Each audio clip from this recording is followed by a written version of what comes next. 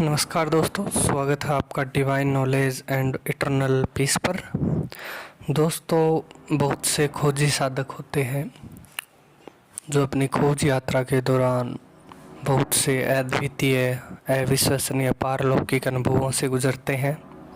उनके साथ बहुत सी ऐसी घटनाएं होती है इस जर्नी में कि हम अगर उन्हें सुने तो अभी तक विश्वास नहीं होता। ऐसी ही घटनाएं पंडित श्री अरणजू के जीवन में घटी है। उन्होंने इन्हें लिपिबद्ध भी किया है। उन्हीं की एक किताब है रहस्य, जिसकी एक कहानी है वह रहस्य साधक। उसी कहानी को आज हम इस वीडियो में सुनेंगे, तो अंत तक ज़रूर बने रहिए इस अद्वितीय घटना को जानने के लिए। उनकी जर्नी में इस घटना ने क्या योगदान दिया इसके लिए, और एक रोमांचक अविश्वसनीय यात्रा आपके जीवन में भी घट सकती है। तो चलिए शुरू करते हैं। सन 1950 ईस्वी, पश्चिम बंगाल नवद्वीप का महाश्मशान। ये शब्द पंडित अरणजी कह रहे हैं।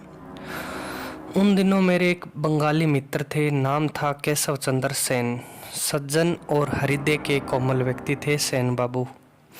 सदैव सिर झुकाकर और विनम्र भाव से बात करते थे सभी से, भले ही वह मित्र हो या शत्रु। मेरी मित्रता का एकमात्र आधार यही था, यानी उनका सरल और निश्चल स्वभाव। और उसी स्वभाव के वशीभूत होकर मैं गया था नदिया, उनके पिता की मृत्यु का समाचार पाकर। तार में केवल इतना ही लिखा था, पिताजी का साथ हमेशा के लिए छूट गया है, मन अशांत है, तुम आ जाओ।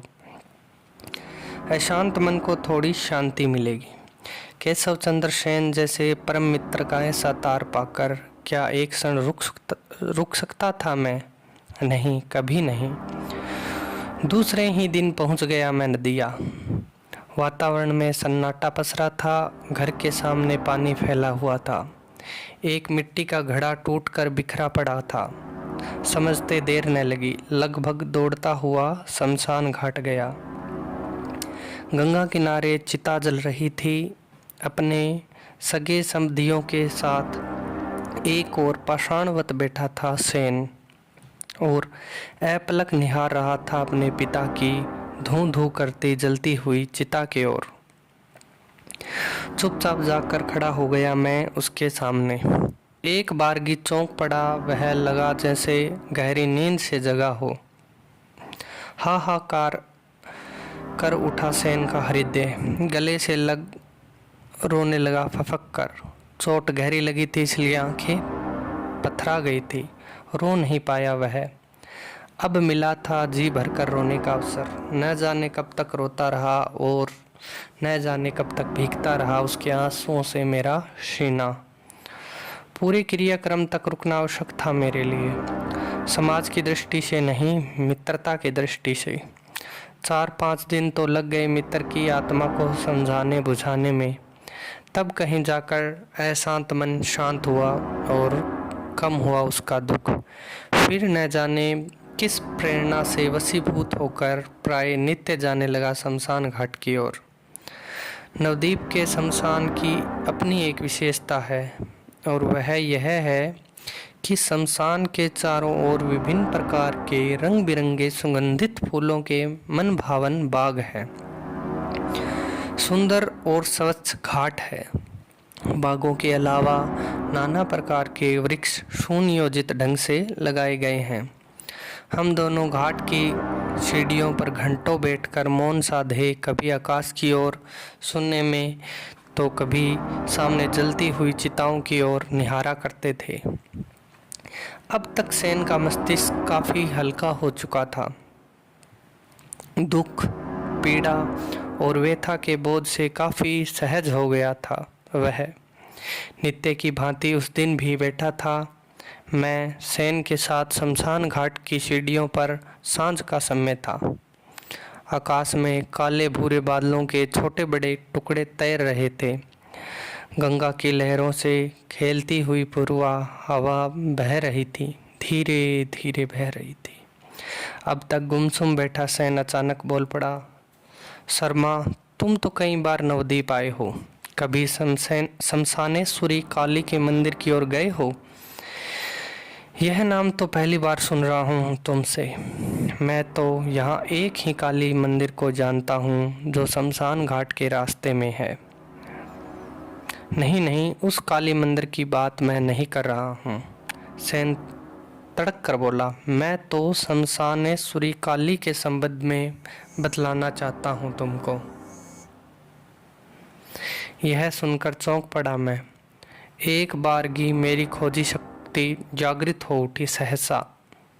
थोड़ा उत्सुक होकर जिज्ञासु भाव से पूछा, कहाँ है शमशानेश्वरी काली का मंदिर? अपने दोनों हाथ की उंगलियों को फंसाते हुए सेन बोला, पूरे 2 मील चलना पड़ेगा और वह भी पैदल। काफ़ी सुनसान और निर्जन इलाका है।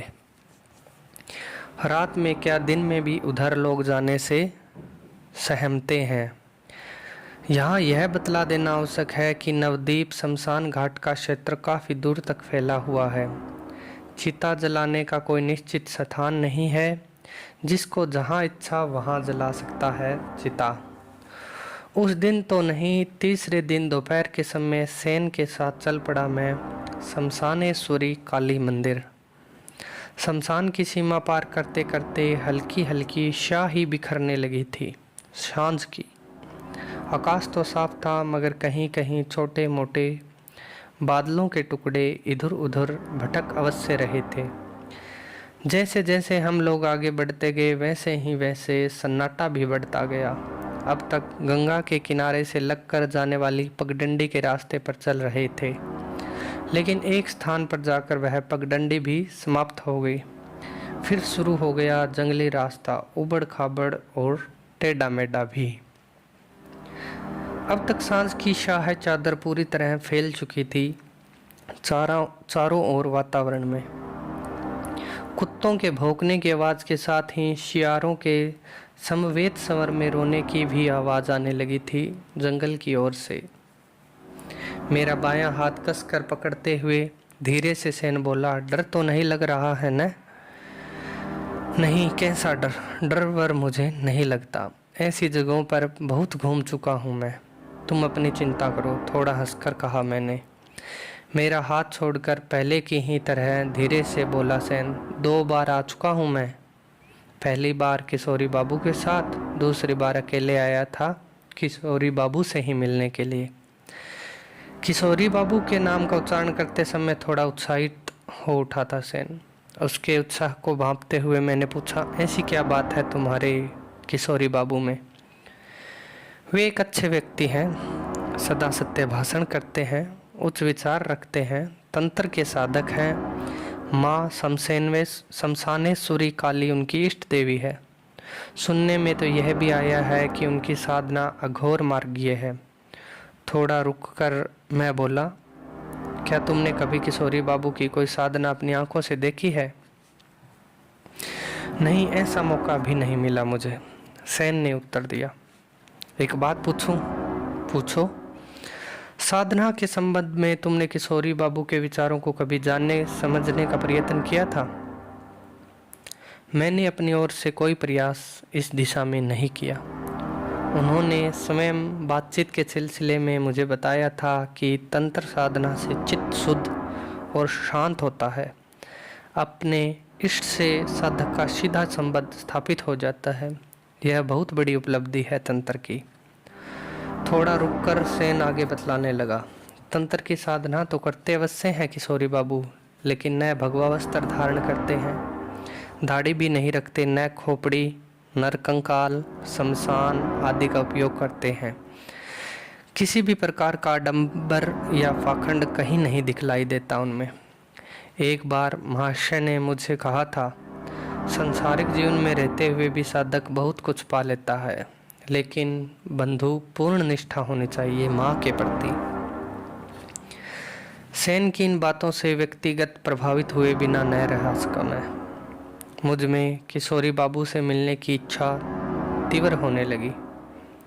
तुमने पहले कभी किशोरी बाबू के विषय में मुझे नहीं बताया। तुम ठहरे बनारस में, साल 2 साल में एक बार यहाँ आते हो और जब भी मिलते हो हमारी बातचीत का विषय वर्तमान तक ही सीमित रहता है। कहीं अगर तंत्र मंत्र की बात चली और मैं उपहास का पात्र बनूं, ऐसा सोचकर मैंने कभी किशोरी बाबू का जिक्र तुमसे नहीं किया। देखो सेन, तुम तो जानते ही हो कि मेरा इस संसार में जीवन कैसा है। एक शव की जो स्थिति रहती है वही स्थिति लगभग मेरी है इस संसार में। सत्य की खोज मेरी है इस संसार में। सत्य की खोज मेरी आत्मा का कई जन्मों का संस्कार है। मैं इसी संस्कार के वशीभूत होकर तंत्र मंत्र योग आदि पर खोज कर रहा हूँ। जंगल जंगल भटक रहा हूँ। एक पहाड़ से दूसरे पहाड़ का चक्कर काट रहा हूँ मैं। विज्ञान अपनी जगह पर है और अध्यात्म अपनी जगह पर। मुझे मेरे देश की हर संस्कृति, परंपरा, चिंतन और प्राचीनशीलता पर गर्व है। गंगा का किनारा थोड़ा अलग हो गया था, थोड़े और घने हो गए थे जंगल। हवा में तेजी आ गई थी। आकाश में बादल भी उमड़ने घुमड़ने लगे थे। लगा जैसे कभी भी बारिश हो सकती है। हम दोनों जल्दी जल्दी पैर बढ़ाने लगे टॉर्च की रोशनी में। सहसा मेरे पैर से होता हुआ एक काला कोबरा सांप तेजी से आगे बढ़ गया। सारा शरीर सिहर उठा एक बारगी। यहाँ सांप भी है क्या? हाँ, बहुत सारे सांप है इस जंगल में, सेन ने जवाब दिया। फिर टॉर्च की रोशनी घुमाई। एक बार उसने चारों ओर, उसी रोशनी में दिख गया मुझे थोड़ी ही दूर पर स्थित काली मंदिर। मंदिर के चारों ओर लंबे लंबे बांसों के झुरमुट, जमीन पर फैली हुई जंगली घास और उन घासों के बीच कभी कभी चमक उठते जुगनुओं के झुंड, री री करता बरसाती झिंगुरों का अनवरत करंदन। मंदिर काफ़ी पुराना लगा। मुझे जगह जगह पत्थर उखड़े गए नजर आए। ऊपर का शिखर आधा टूटकर लटक गया था एक और। झंडा भी रहा होगा कि कभी, लेकिन उस समय नहीं था। 4-5 सीढ़ियाँ थी, टूटी फूटी और धूल से भरी। सीढ़ियों के बाद छोटा सा प्रांगण था, उसके बाद मंदिर का गर्भगृह। एकाएक बादल गरजने लगे और छोटी छोटी बूंदें गिरने लगी। मैं लपक कर प्रांगण में खड़ा हो गया और मेरे साथ सेन भी। उसने झांक कर देखा, गर्भगृह के भीतर गजाधर पर सरसों के तेल का मिट्टी का दीपक जल रहा था। बत्ती थोड़ी मोटी थी इसलिए प्रकाश कुछ अधिक था।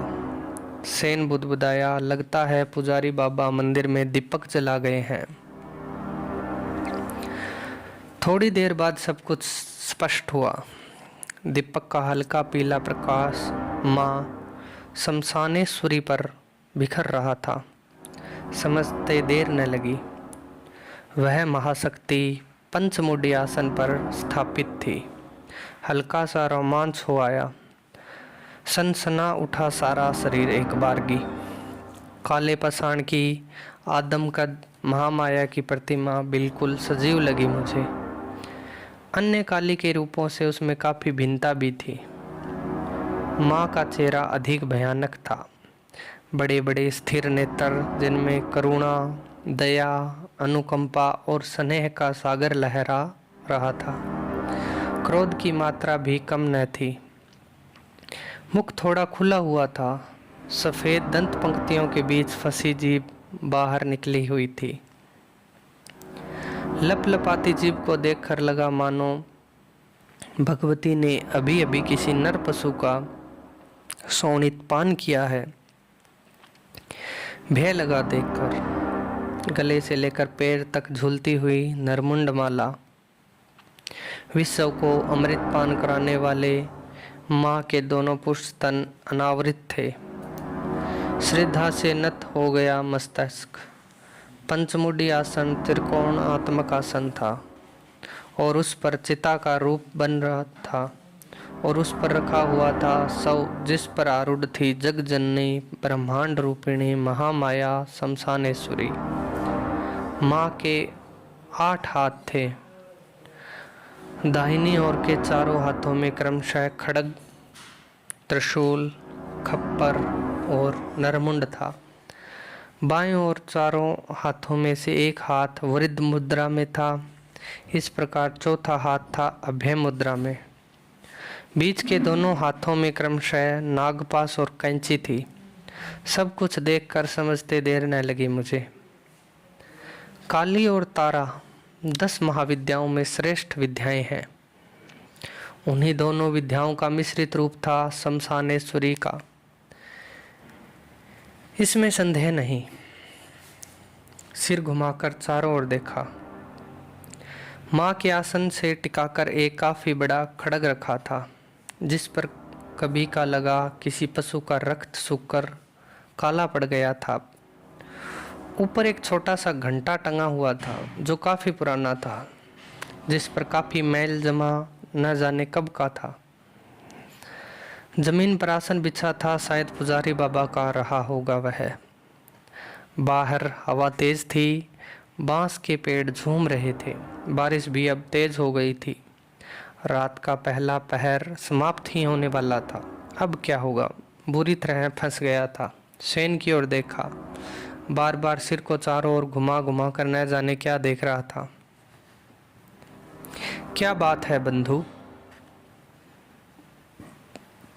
होठों पर अंगुली रखकर धीरे से बोला सेन। शांत रहो, किशोरी बाबू आते ही होंगे, समय हो गया है। इस समय, इस अराजकता भरी रात में थोड़ा आश्चर्य हुआ मुझे। सेन ने कोई उत्तर नहीं दिया। सिर घुमाना जारी रखा उसने। एकाएक तड़त तड़ाकर बिजली चमकी और गरजने लगे बादल, और कुछ ही क्षणों के बाद उस घोर निस्तब्ध जंगली वातावरण में सुनाई दिया, जय माँ तारा, जय माँ काली। किशोरी बाबू आ गए। सेन फुसफुसाकर बोला। कुछ क्षण बाद अंधेरे उजालों के बीच देखा, एक प्रौढ़ सज्जन खड़े थे सामने। लंबी चौड़ी कदकाठी, शरीर पर धोती कुर्ता, गले में रुद्राक्ष की माला और पैरों में चंपल। आंखों पर काले फ्रेम का चश्मा, मस्तक पर सिंदूर का गोल टीका और कंधे तक झूलती केश राशि। यही थे किशोरी बाबू। अरे सेन, तुम इस समय यहाँ कैसे आना हुआ? और यह कौन है साथ में? मेरी ओर देखकर किशोरी बाबू ने प्रश्न किया। आश्चर्य का भाव था उनके प्रश्न में। सेन ने विनम्र भाव से सिर झुकाकर प्रणाम किया और फिर किया दोनों हाथों से चरण स्पर्श। मैंने भी दोनों हाथ जोड़कर प्रणाम किया किशोरी बाबू को। शुभ शुभ। दोनों हाथ ऊपर उठाकर किशोरी बाबू ने आशीर्वाद दिया। सेन ने मेरा परिचय दिया और अंत में कहा, अध्यात्म में गहरी रुचि है, आपका दर्शन करना चाहता था। अच्छा, किशोरी बाबू बोले। मैं थोड़ा माँ का दर्शन कर लूँ, फिर बातें होंगी। मंदिर के भीतर जाकर दरवाज़ा बंद कर लिया किशोरी बाबू ने। 15-20 मिनट के बाद दरवाज़ा खुला, वे बाहर निकले। देखा उस समय उनका चेहरा खूब लाल हो रहा था, आंखें भी भर भर आई थी। न जाने क्यों थोड़ा सहम गया मैं। बारिश होनी ही थी और हो भी रही थी खूब जोर जोर से। रह रह कर बादल भी गरज उठते थे। सेन थोड़ा पीछे हट गया और उसी के साथ मैं भी। किशोरी बाबू ने बाहर निकलकर एक बार चारों तरफ देखा और फिर बोले, पूरी रात तांडव करेगी प्रकृति, यहीं रुकना पड़ेगा, दूसरा कोई मार्ग नहीं था।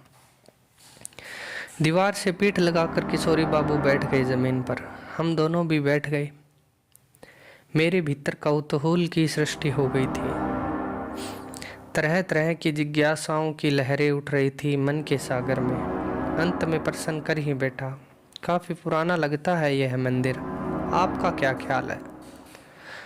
लगभग 400 वर्ष, और इतना ही पुराना है इस मंदिर से मेरा संबंध भी।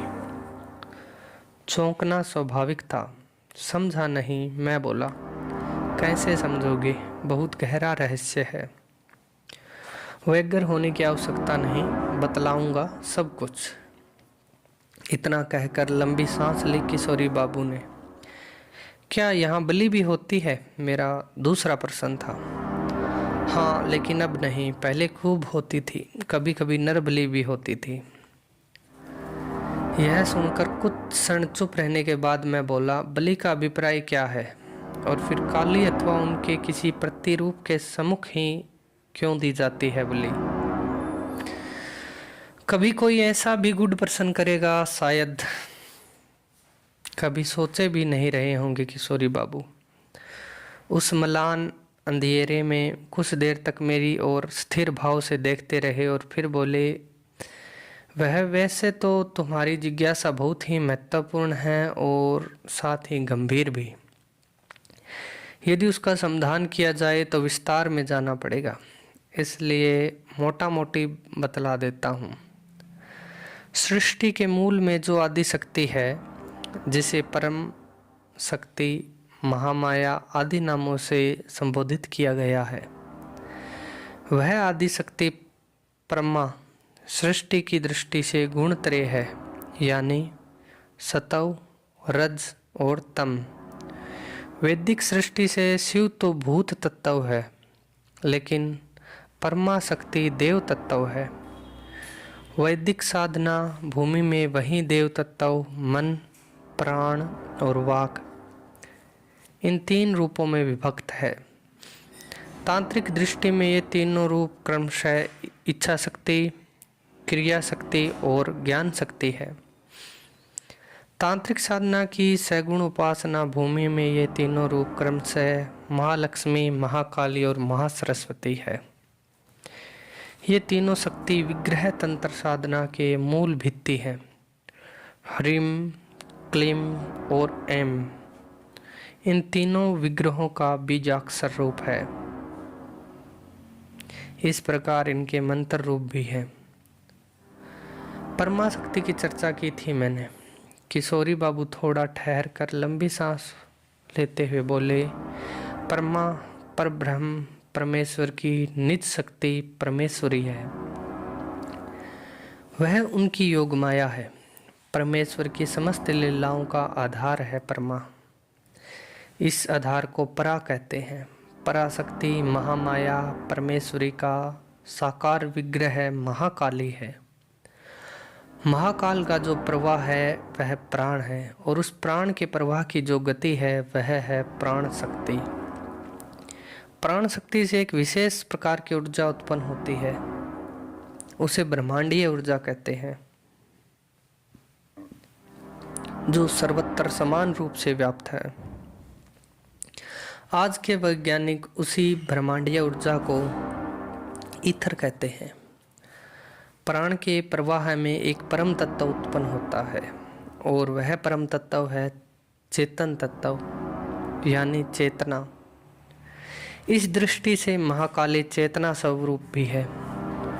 मानव स्वरूप में चेतना का स्थान हृदय है। यहाँ काली का अगला उठा हुआ चरण शिव के हृदय पर स्थित है। चेतना हृदय संस्थित है। महाकाली के आगे बढ़ा हुआ पैर गति का सूचक है। महाकाली ब्रह्मांडीय ऊर्जा का केंद्र है।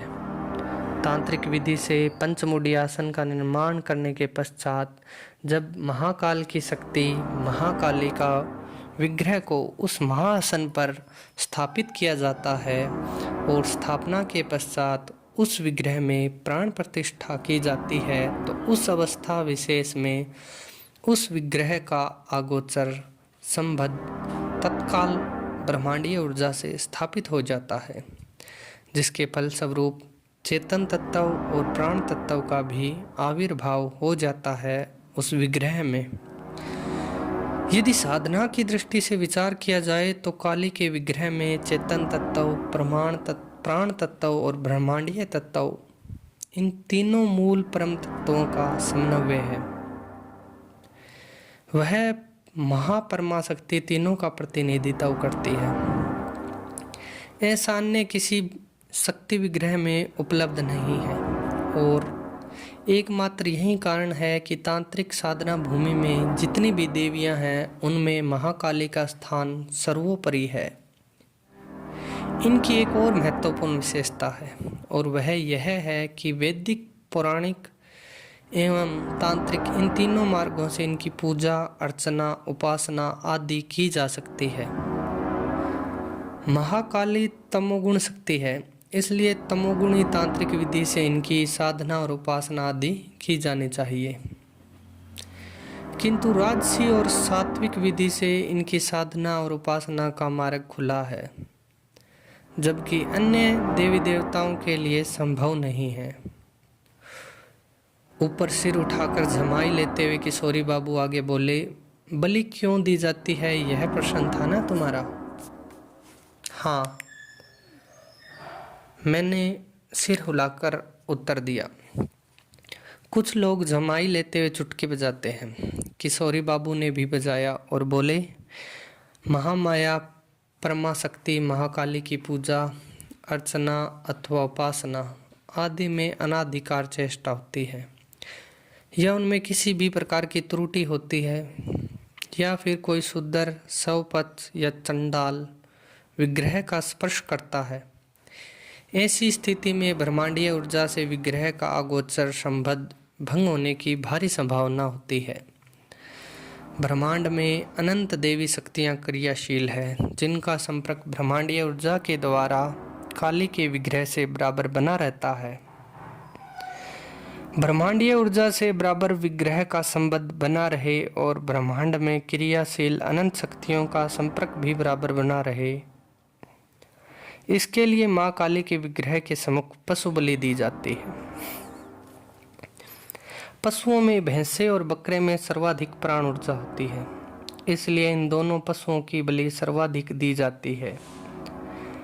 बलिदान होने पर पशु से विकीर्ण प्राण ऊर्जा विग्रह में धीरे धीरे समा जाती है, जिसके फलस्वरूप ब्रह्मांडीय ऊर्जा से संबंध भंग होने की संभावना समाप्त हो ही जाती है। इसके अतिरिक्त प्राण शक्ति और चेतना शक्ति भी क्रियाशील हो उठती है एक बारगी काली के विग्रह में। पंचमुड़ी आसन पर स्थापित महाकाली के विग्रह के सम्मुख उनके तीसरे नेत्र पर ध्यान को एकाग्र कर जो उनका ध्यान अथवा उनके बीजाक्षर मंत्र का जप करता है, उस पर माँ महामाया की तत्काल कृपा होती है। सचमुच कलयुग में महाकाली के अतिरिक्त और कहीं कुछ नहीं है। उनके आध्यात्मिक स्वरूप का रहस्य अत्यंत गहन और अत्यंत रहस्यमय है। उसे समझना सभी के बस की बात नहीं है। माँ काली की कृपा जिस पर होती है वही जान समझ सकता है उसे। इतना बोलकर मौन साध गए किशोरी बाबू और न जाने किस लोक में विचरण करने लगे। अब तक काले भूरे बादलों से अटक कर काला पड़ा आकाश था। हाहाकार करती हवा के जोर पर झूम रहे थे जंगली पेड़ और पौधे। एकाएक कड़कड़ाती हुई बिजली चमकी और दूर दिगंत तक प्रकाश में उद्भासित हो उठा सारा विस्तार। दीवार से टेक लगाकर उगने लगा था सैन। मैं तो सिर झुकाए सोच रहा था किशोरी बाबू के संबंध में। कितना ज्ञान और पांडित्य भरा है किशोरी बाबू में। सचमुच अच्छे साधक हैं। महाशय, देखो क्या क्या उपलब्ध होता है उनसे। एकाएक मेरी दृष्टि झूम गई सीढ़ी की ओर। एक बार की चौंक पड़ा। सारा शरीर रोमांचित हो उठा भय से। न जाने कहाँ और किधर से काफी मोटा लंबा काला सर्प तिरुगति से चलकर वहां आ गया। बड़ा ही भयानक सर्प था वह। उसकी लाल हो रही आंखें अंधेरे में भी चमक रही थी। जीभ लपलपाता हुआ मंदिर के भीतर चला गया वह भयंकर विस्तर। उस समय भय मिश्रित घोर आश्चर्य हुआ जब मंदिर के भीतर देवी की स्तुति करने की आवाज़ सुनाई दी मुझे। स्वर बड़ा ही कोमल और करुण था, इसमें संदेह नहीं। थोड़ी ही देर के बाद स्तुति बंद हो गई और उसके बाद किसी के हिलक हिलक कर रोने की आवाज़ आई भीतर से। फिर सन्नाटा छा गया मंदिर के भीतर। कौन था स्तुति गान करने वाला और कौन रो रहा था हिलक हिलक कर, समझ में नहीं आ रहा था। सेन का सिर एक ओर लटक गया था, नाक भी बोलने लगी थी घर घर। शायद गहरी नींद में चला गया था वह। काफी थक भी तो गया था। कुछ देर बाद चैतन्य हुए किशोरी बाबू। सिर घुमाकर चारों ओर देखा और फिर बोले, क्या हुआ? मैंने सारी बातें बतलाई, सर्प की, स्तुति की और किसी के विगलित कंठ से रोने की। सब कुछ सुनकर थोड़ा गंभीर हुए किशोरी बाबू। फिर मंदिर के भीतर की ओर देखते हुए बोले, चक्रेश्वरी बाबा थे वह। यह सुनकर चिहुक उठा एक बारगी में। इंद्र जाल सा लग रहा था मुझे सब कुछ। जमाई लेते हुए किशोरी बाबू आगे कहने लगे, तुम बहुत भाग्यवान हो। एक उच्च कोटि के महान तंत्र साधक का सर्प योनि में तुम्हें दर्शन लाभ हुआ और उनका स्तुति गान भी सुनने को मिला। अपने आप को सार्थक समझो तुम, जीवन कृतार्थ हो गया रे तेरा। यह सुनकर आश्चर्य, कौतूहल और साथ ही भय से भर उठा मैं। क्या वास्तव में उस भयंकर विषधर के रूप में एक परम और महान साधक था कोई? बार बार यही प्रश्न उभरने लगा मेरे मस्तिष्क में। किशोरी बाबू ने जो कुछ बतलाया वह क्या असत्य हो सकता है? नहीं नहीं, कभी नहीं। आगे कहने लगे किशोरी बाबू, लगभग 400 वर्ष पूर्व आए थे, न जाने कहाँ से इस स्थान पर चक्रेश्वरी बाबा। उस समय यह जंगल काफी लंबा चौड़ा और घना था। सांप और जंगली जानवरों के भय से रात की बात छोड़ो, दिन में भी इधर कभी कदा ही कोई चला आता था। जो आता था वह लकड़ी काटने के लिए ही आता था। उस समय इसी स्थान पर रहकर चक्रेश्वरी बाबा ने साधना की थी महाकाली की, पूरे 40 वर्ष समझे। और जब उनके शरीर की सीमा समाप्त हो गई तो उसे त्याग कर सर्प योनि ग्रहण कर लिया, इसलिए कि उनकी साधना पूर्ण नहीं हुई थी। अभी कहने की आवश्यकता नहीं, तब से लेकर आज तक सर्प शरीर में रहते हुए साधना कर रहे हैं महाशय। सर्प के रूप में इस जंगल में कहाँ और किस स्थान पर रहते हैं चक्रेश्वरी बाबा, यह बतलाना कठिन है।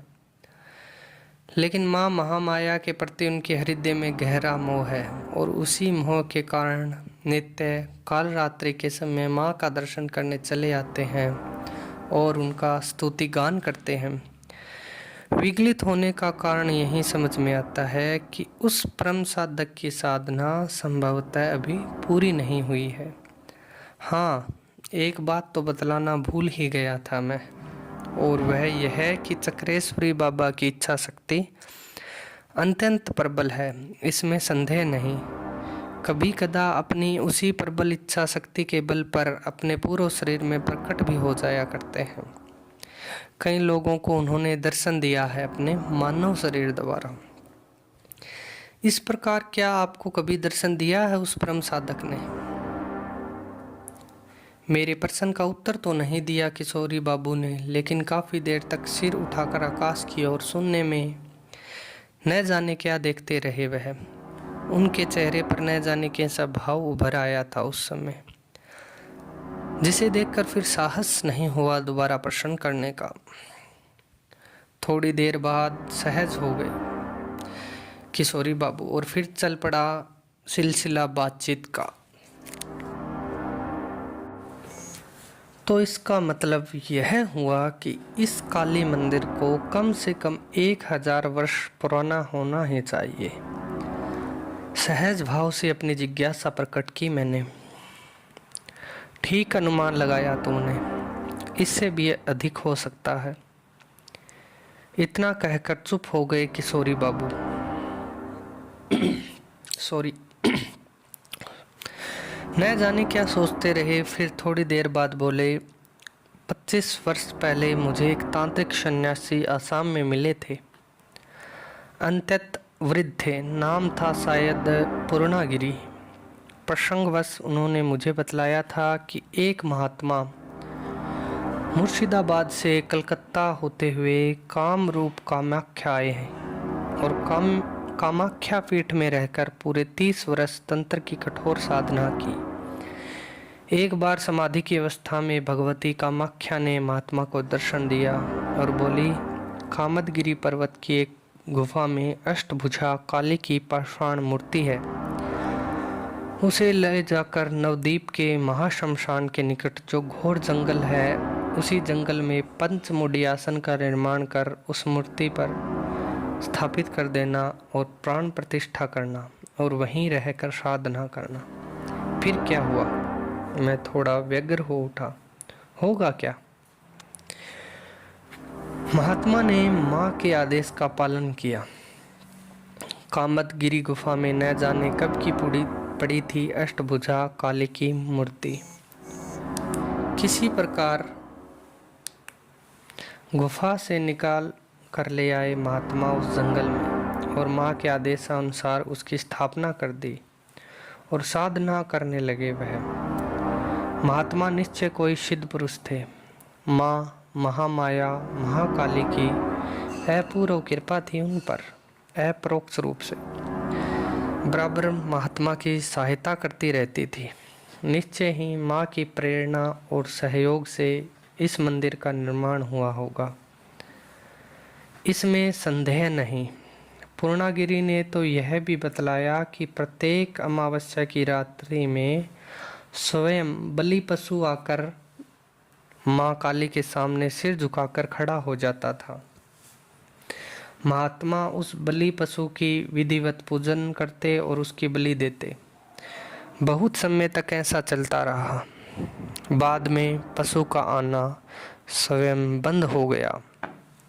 उसके बाद 10 वर्ष तक प्रत्येक दीपावली की रात में एक नव युवक आने लगा और महात्मा के हाथ में बलि खड्ग थमाकर याचना की मुद्रा में कहता, मेरी दे दे माँ के चरणों में बलि, जगत से उद्धार हो जाएगा मेरी आत्मा का।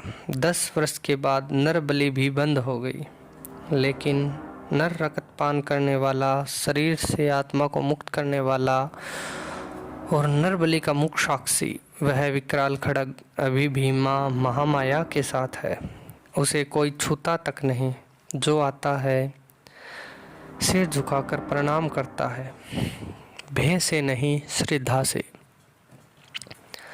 सवेरा होने वाला था। बारिश बंद हो चुकी थी। आकाश में बादलों के झुंड इधर उधर बिखर गए थे, लेकिन हवा में तेजी थी। पेड़ पौधे अभी भी झूम रहे थे। उनकी डालों पर पक्षी चहचहाने लगे थे। पूरा वन प्रांत चैतन्य हो उठा था। सेन जाग चुका था। आंखें मलकर चारों तरफ देखा और फिर थोड़ा लज्जित होकर किशोरी बाबू के चरणों का स्पर्श किया। झुककर उसने, मेरे मस्तिष्क में न जाने कितने प्रश्न और न जाने कितनी जिज्ञासाएं उमड़ घुमड़ रही थी। बतला नहीं सकता। निश्चय ही किशोरी बाबू एक प्रच्छन्न साधक और दिव्य आत्मा थे, इसमें संदेह नहीं। उनके आध्यात्मिक स्वरूप को समझने में देर नहीं लगी थी मुझे। नवद्वीप में अपना मकान था। किशोरी बाबू की पत्नी साथ छोड़कर परलोक वास कर रही थी। 2 पुत्र थे और दोनों की पत्नियां भी सुशील, विनम्र और मृद भाषिणी।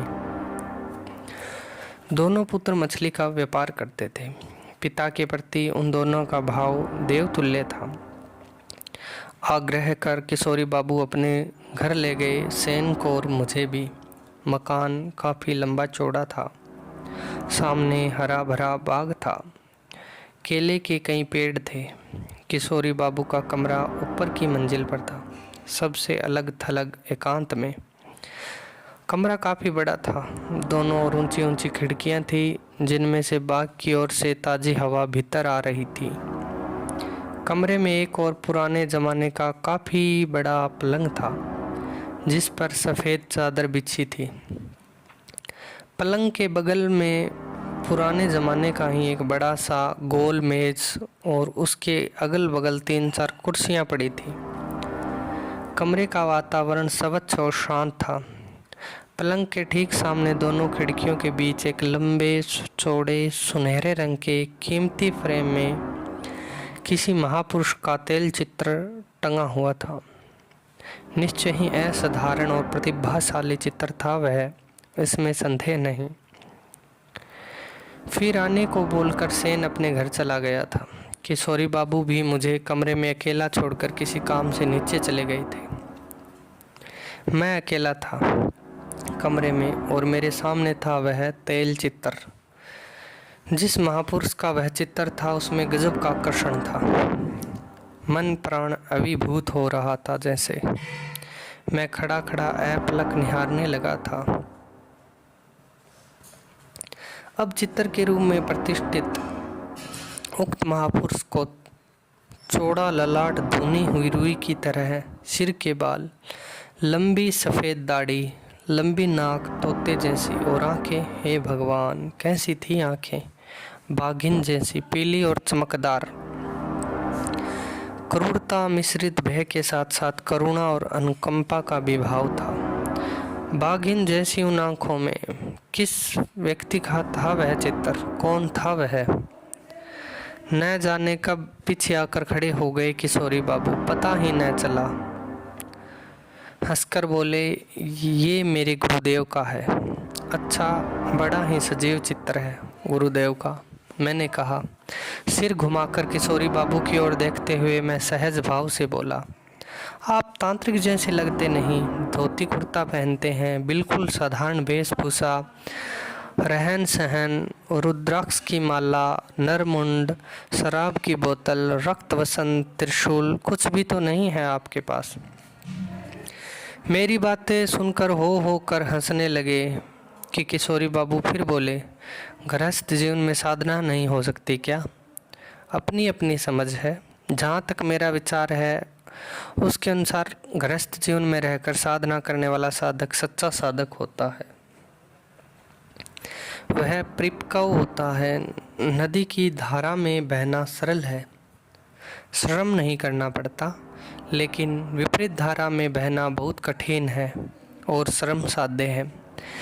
ऐसा ही समझो, गृहस्थ रहकर साधना करना उल्टी धारा में बहने के समान है। भौतिक वातावरण में रहिए, भौतिक सुखों का आनंद लीजिए, भौतिक वस्तुओं का उपयोग करिए, कौन भला मना करता है। लेकिन निर्लिप्त रहिए, निर्विकार रहिए, निरपेक्ष रहिए। ऐसी स्थिति में जो साधना होगी वह अपने आप में महत्वपूर्ण होगी। लक्ष्य को प्राप्त करने में देर न लगेगी। साधक को तो ऐसा होना चाहिए कि किसी को पता ही न चले कि वह साधक है, माता पिता और पत्नी तक को नहीं। सच पूछा जाए तो साधक होगा वह कभी भी अपने स्वरूप को व्यक्त नहीं करेगा, न तो कभी किसी को बतलाएगा अपने विषय में, किसी भी प्रकार का आडंबर और पाखंड भी नहीं करेगा, सदैव दूर ही रहेगा वह। अब रही बात दंड, कमंडल, माला, आसन, त्रिशूल, रक्त, वस्त्र धारण, शमशान निवास, शमशान साधना, चिता साधना, शव पूजन, मांस मुद्रा, भक्षण मुद्रा, मैथुन, भैरवी के रूप में नारी का भोग, भैरवी पूजा, चक्र अर्चन आदि की। किशोरी बाबू पलंग पर बैठते हुए बोले, शर्मा जी, मैं स्वीकार करता हूँ कि ये सभी वस्तुएं तंत्र की बहिरंग साधना के अति मूल्यवान, अति महत्वपूर्ण और विशिष्ट अंग है, किंतु है अपने आप में गुढ़, गोपनीय और अंतत रहस्यमय।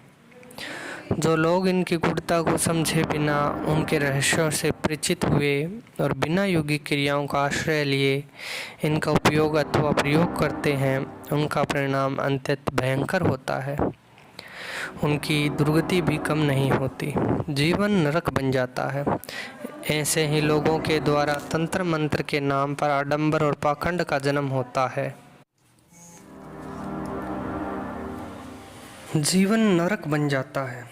ऐसे ही लोगों के द्वारा तंत्र मंत्र के नाम पर आडंबर और पाखंड का जन्म होता है, जिसका परिणाम होता है तंत्र की बदनामी। आजकल यही है,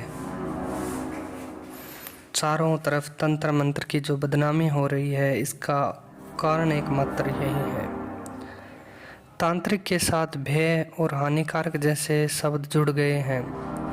इतना कहकर किशोरी बाबू ने नौकर को आवाज़ दी। सेन भी उसी समय आ गया। दोपहर का समय था। नौकर 3 थाली में गरम गरम पूड़ी, सब्जी, रसगुल्ला और दही का रायता ले आया। सबसे पहले कुछ सेवा करो, बात फिर होगी। मैंने सेवा का अर्थ भोजन करना समझा। बंगाल में वैष्णव लोग भोजन की क्रिया को सेवा करना कहते हैं। भोजन का कार्य समाप्त होने पर एक जमाई लेते हुए 5 बार चुटकी बजाई और कहने लगे, तंत्र एक प्रकृष्ट विज्ञान है। प्रकृष्ट विज्ञान उसे कहते हैं जिसके सिद्धांत कभी नहीं बदलते, हर अवस्था में और काल में एक से ही रहते हैं। तंत्र विज्ञान के 2 आधार स्तंभ हैं, उपासना और योग। इन दोनों के आश्रय से साधना संपन्न होती है। तांत्रिक साधना का पहला उद्देश्य है सामरस्य महामिलन, यानी परमात्मा में आत्मा का विलीनीकरण। दूसरा उद्देश्य है अपने इष्ट, अपने आराध्य से बराबर संपर्क स्थापित किए रहना। तीसरा उद्देश्य है इष्ट के संकेत अथवा आदेश द्वारा ही किसी का कल्याण करना। चौथा उद्देश्य है चोर, कपटी, असत्यवादी, हत्यारा और किसी भी प्रकार का और कृतिघ्नों की सहायता न करना। इससे स्वयं साधक का ही पुण्य क्षीण होता है। साधक के लिए मौन रहना अच्छा है। कब क्या मुंह से निकल जाए कहा नहीं जा सकता। मुंह से निकला शब्द सत्य भी हो सकता है। कम से कम बोलना चाहिए। एकांत में रहकर हितकर। क्रोध, शोक, मोह आदि से बचना चाहिए। किशोरी बाबू ने बगल में रखे चांदी के पान डिब्बे को खोला और एक बीड़ा पान निकालकर मुंह में डाला और काफ़ी देर तक मुंह में इधर उधर पान चबाते रहे और फिर कहने लगे, तंत्र के कई संप्रदाय हैं, किंतु साधना के मुख्य 2 ही मार्ग हैं, सात्विक मार्ग और तामसिक मार्ग। सात्विक मार्ग की साधना में तंत्र के साथ ज्ञान योग, भक्ति योग का समन्वय है। तामसिक मार्ग एक अति जटिल प्रक्रिया है। तामसिक मार्ग पर चलना समझो तलवार की धार पर चलना है। जरा सी भी चूक हुई कि गए नीचे। तामसिक मार्ग में भी योग की महत्वपूर्ण भूमिका है। इसमें हठ योग, लय योग, मंत्र योग, ज्ञान योग और क्रिया योग का समन्वय है। बिना इन पंच योगों का सहयोग लिए तामसिक मार्ग पर एक पग भी चला नहीं जा सकता। इसके बिना जो लोग पंचमकार का स्वच्छंद प्रयोग करते हैं वे वैसे ही हैं जैसे बिना सुगंध का फूल। फूल कितना भी सुंदर और आकर्षक हो, यदि उसमें सुगंध नहीं है तो वह व्यर्थ है। आजकल जो अपने आप को तांत्रिक कहते हैं वे बिना सुगंध के फूल है। उनके पास केवल आडंबर है, पाखंड है। साधना उपासना नाम की कोई चीज़ नहीं है। ऐसे लोगों को दूर से ही प्रणाम करना चाहिए। सच पूछा जाए तो ऐसे आडंबरी और पाखंडी तंत्र साधक वास्तव में साधक नहीं, साधक समाज के लिए कलंक के सिवाय और कुछ नहीं है। पान को जंगले के बाहर थूकते हुए काले बाबू ने कहा, तंत्र का अर्थ ही है त्राण करना, कल्याण करना, उद्धार करना, देवी आपदा विपदा से बचाना।